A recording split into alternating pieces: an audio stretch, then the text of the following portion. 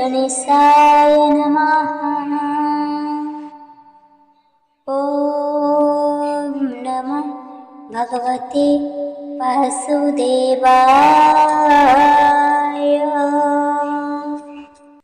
नारायणं नमस्कृत्यं नरं चैव नरोत्तमं देवी सरस्वती व्यासं ततो जयमुदीरये।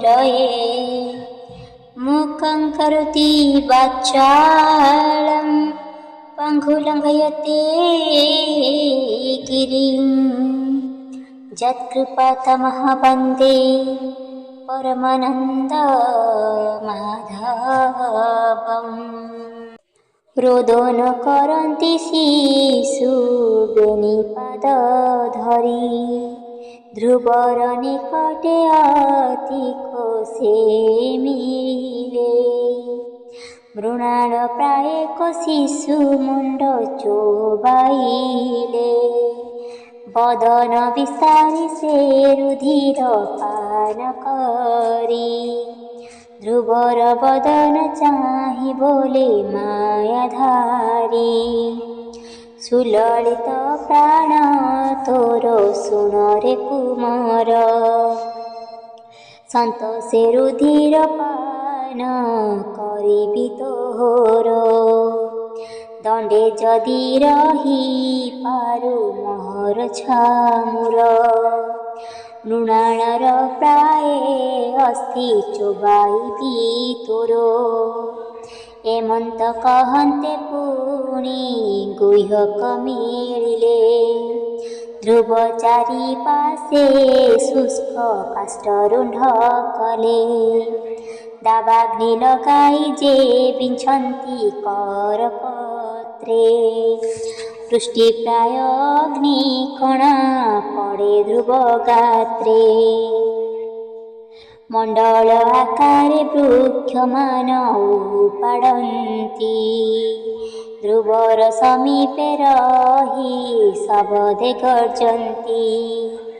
गगने खेपन्ति तरुलता कोटि कोटि अन्य अन्य वृक्ष धरी चाहन्ति तराटी। शत शत शृगाल रावन्ति घन घने ध्रुव पासे मिलन्ति से कुपित लोचने।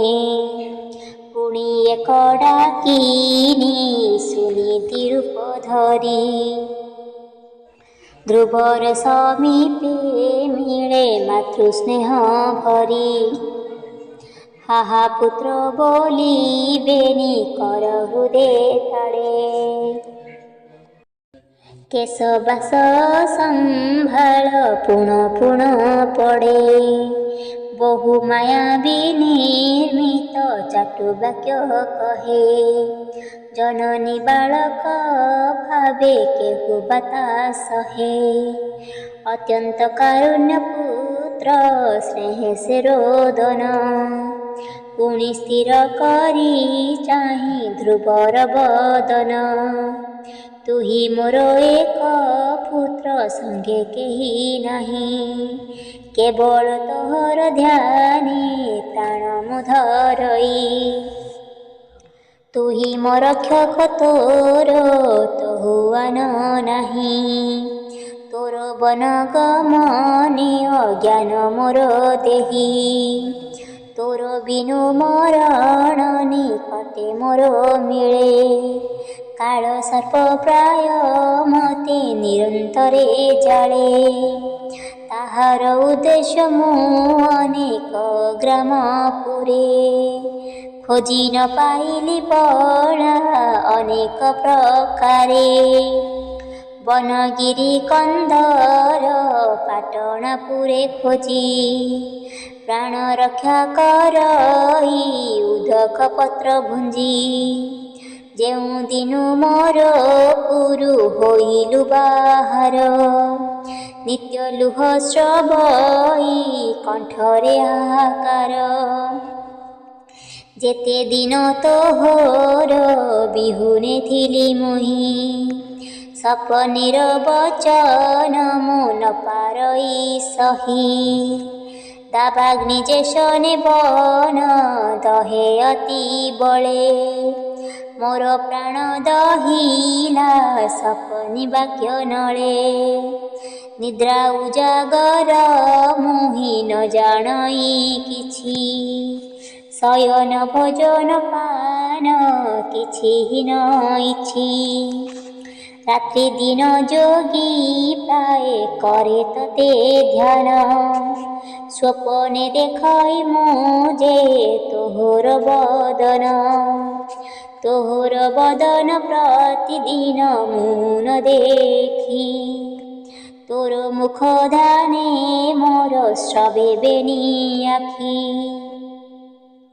तोहर मधुर वाक्य शुभे मोर कन्ने एबे मते न रुचई कोकिल बचने तोर अंग संग धूली मो अंगे धूसर शीतल तपत मते न बाधे शरीर केते बनगिरी जे सरित सरकूले भ्रमु अछि रात्र दीपा तोहर बिकले तते न देखिले मोर हईब मरण अंतर्गत नाले दहई रात्र दिन चरण चालिबा मो विपन्न देख बला स्वभावे रक्तिमा थिला एबे देख कला ध्रुव बिनु अध्रुव देखई विश्वमोही अंधकार दश दिश किछि न दिशई नित्य डाक हेउ धाता रख मोर प्राण ध्रुव घेनी तोर पादे पशिली शरण तुमर अंधर जष्टि देख पुत्र मुख पुत्र को उदरे धरी पाउअछि दुख तोर अंग सुकोमल बाहु सुललित बाबू ए दारुण तप कलु विपरीत दुष्कर साधन तप अति गुरुतर कर्म साध्य पुरुषकु अटई सुंदर अल्प लोके कर्म साध्य केबे हेनु हई न जानी दुसह कर्म किंबा भुंजु तुही सुलक्षण तनु तोर स्वभावे सुंदर राज ऐश्वर्य भोग तेनु हे दूर ए बाल बयसे तोर खेल निरंतर 7-5 बालकर संगते विहार कुमार बयसे विद्या अभ्यास कारणे नाना तर्क वितर्क शब्द उच्चारणे पुणी विश्व संसार स्वधर्म कर्म करी कुलशील शुचि युक्ता कन्या घरे भरी धर्म धन संचय संतति जन्म करी विषय समोहे चित अति दृढ़े धरी नाना सुखे भोग करी ईश्वर धनी 50 बरसे पुणी प्रवेशी भुवने नाना धर्म तप साध्य करी बनवासे संन्यास ग्रहणे चित्त जोगर अभ्यासे ए जन्म मरण भाव चिते परिमाणी निर्विकार ब्रह्म रूपे प्रवेशन्ति प्राणी संसारर धर्म ए जे परम कारण ए मोर वचन पुत्र सावधाने शुण बाल्यकाले तप साधि सिद्ध नहे केबे चित्तवृत्ति अतिशय सचंचल जेबे। ଶତ୍ରୁ ପରାଭାବେ ଯେବେ ତପସାଧ୍ୟ କରେ, ହିଂସା ଫଳ ଲଭେ ପ୍ରାଣୀ କେବେ ହେନ ତରେ। ଅଧର୍ମ ତପ ନିବୃତ୍ତି ହୁଅ ଏବେ ସୁତ, ଏ ସ୍ୱଭାବେ ନୁହେଁ ଧର୍ମ ସାଧୁଙ୍କର ମତ। ଏମନ୍ତ ବଚନ ଯହୁଁ ମାତୃଭାବେ ଶୁଣି, ସମାଧି ଯୋଗରେ ଧ୍ରୁବ ମନେ ମନେ ଗୁଣି। ବିଚାରଇ ଜନନୀ ଏନ ହୋଇ ମୋହର, ନିଶ୍ଚୟ ଜାଣିଲି ଆସୁରୀ ମାୟା ଘୋର।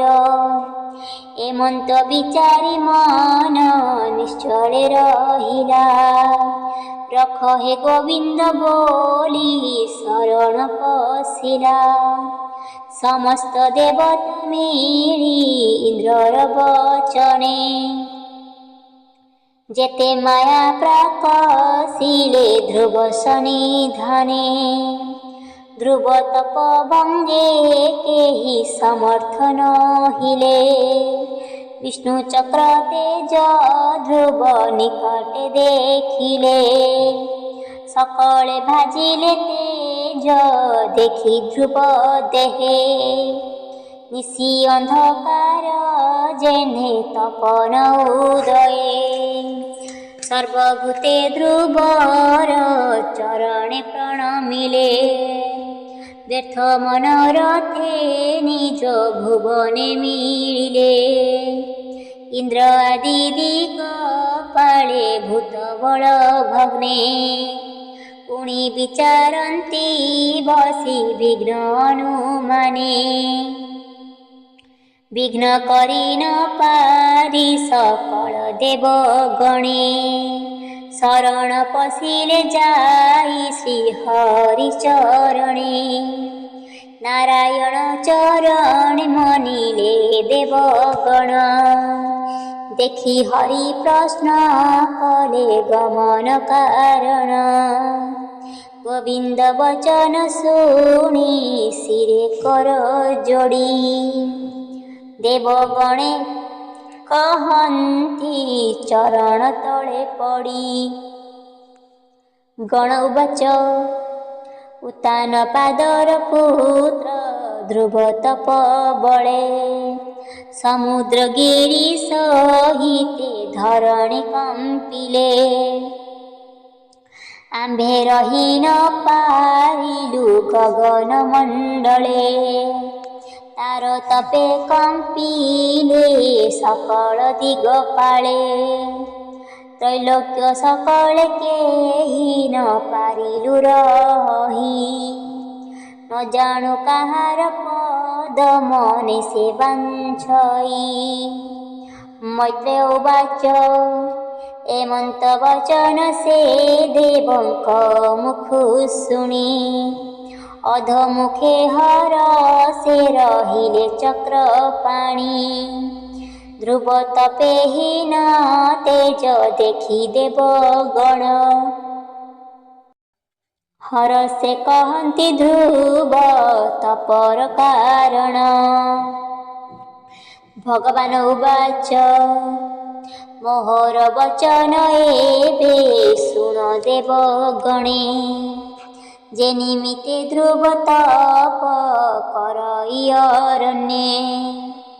ପିତା ଜାନୁଆର ହଣେ ଧ୍ରୁବ ଇଚ୍ଛା କଲା, ତାହା ଦେଖି ମାତୃ ସପତଣି ସିଂହାସିଲା। ତାର ବାକ୍ୟ କୁଳିସରେ ହୃଦୟ ଦହିଲା, ମାତାର ବଚନେ ଧ୍ରୁବ ତପ ଅଚରିଲା। ଘୋର ତପ ବଳେ ତାକୁ ଆମ୍ଭେ ବର ଦେବୁ, ତ୍ରିଲୋକ ଉପରେ ନେଇ ଧ୍ରୁବେ ବସାଇବୁ। ତୁମ୍ଭ ଅଧିକାରେ ପ୍ରୟୋଜନ ନାହିଁ ତାର, ନିଶ୍ଚିନ୍ତେ ଗମନ ଦେବେ କର ନିଜ ପୁର। ବିଷ୍ଣୁ ଭକ୍ତ ପ୍ରାଣୀ ବିଷ୍ଣୁ ପ୍ରାୟ ଦେଖେ ସର୍ବ, କେବେ ହେ ଅପର ବଳ ନ କରଇ ଖର୍ବ, ତାର ତପ ଦେଖି କୋପ ନ କରିବ ଚିତେ। ନିରତେ ରହିବ ସର୍ବ ପ୍ରାଣୀଙ୍କର ହିତେ। ଆମ୍ଭର ଆଦେଶ ଧ୍ରୁବ ସ୍ଥାନେ ସେ ବସିବ। ତୁମ୍ଭ ଦିଗପାଳ ପଦ ନିଶ୍ଚଳେ ରହିବ। ମୈତ୍ରେୟ ଉବାଚ ଏମନ୍ତ ବିଷ୍ଣୁର ବାକ୍ୟ ଶୁଣି ସାବଧାନେ। ନିଜ ପୁରେ ଦିଗ ପାଳେ ଗଲେ ତୋଷ ମନେ। ସୁକ କହେ ଶୁଣ ପରୀକ୍ଷିତ ନୃପମଣି। ଧ୍ରୁବ ତପେ ତାର ଦୟା କଲେ ଚକ୍ର ପାଣି। ଗରୁଡ଼ ଆସନେ ବସି ଚତୁର୍ଭୁଜ ରୂପେ। କାତିନ୍ଦୀ ତଟେ ମିଳିଲେ ଧ୍ରୁବର ସମୀପେ। ମଧୁର ବଚନେ କିବା ଅମୃତ ବରସେ। ସର୍ବ ଦେଖ ଦେଖୁଛନ୍ତି ବିସ୍ମିତେ ଆକାଶେ। ଧ୍ରୁବକୁ ଅନାଇ ହରି ପ୍ରସନ୍ନ ବଦନେ। ତପ ତେଜ ଶାନ୍ତି କର ଅମୃତ ବଚନେ। ଭଗବାନ ଉବାଚ ବର ମାଗ ପ୍ରସନ୍ନ ହୋଇଲି ମୁହିଁ ତୋତେ। ତପି ଗଣେ ଶ୍ରେଷ୍ଠ ତୁ ହୋଇଲୁ ସର୍ବମତେ। ବାଳକ ଶରୀର ତୋର ଅତି ସୁକୁମାର। କିମ୍ପା ବନବାସେ ତୋର ତପସ୍ୟ କଠୋର। ଏମନ୍ତ ବଚନ ବିଷ୍ଣୁ ମୁଖୁ ଶୁଣି ଧ୍ରୁବ।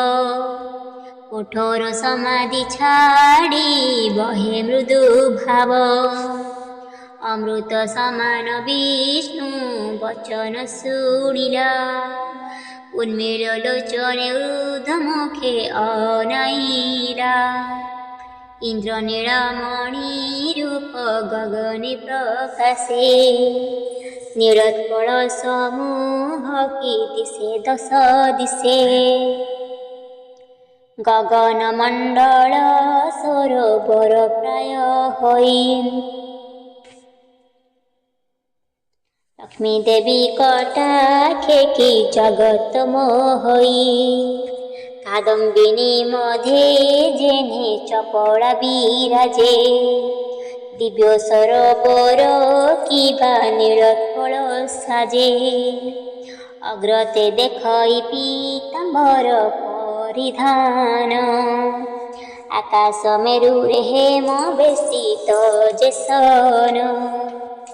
ଯେଣେ ଧ୍ରୁବ ଚାହଁ ସେ ଉନ୍ମୀଳ ଲୋଚନେ। ସର୍ବଦିଗେ ବିରାଜନ୍ତି ଗରୁଡ଼ ଆସନେ। ଧ୍ରୁବ ବିଚାରଇ ବିଷ୍ଣୁ ରୂପ ଏ ପ୍ରମାଣ। ମନ୍ତ୍ର ଦୀକ୍ଷା କାଳେ କହିଛନ୍ତି ମୁନିଗଣ। ପୁଣି ଉଠି ପୁଣି ଲୋଟି କରଇ ରୋଦନ। ପିତାର ପ୍ରାୟ କମଣେ ବିଷ୍ଣୁ ଆଗମନ। ବହୁ କାଳ ପରେ ପିତା ପୁତ୍ର ଦର୍ଶନ। ବାଳକ ସ୍ୱଭାବେ ଧ୍ରୁବ କରଇ ରୋଦନ। ବିଷ୍ଣୁ ପାରିଷଦ ଗଣ ମିଳିଲେ ପ୍ରତ୍ୟକ୍ଷେ। ମଙ୍ଗଳ ଶବଦ ସ୍ତୁତି କରି ଅନ୍ତରିକ୍ଷେ। ସନନ୍ଦ ନାରଦ ସନକାଦି ମୁନି ଯେତେ। ସିଦ୍ଧଗଣ ସାଧ୍ୟଗଣ ଯୋଗୀନ୍ଦ୍ର ସମତ।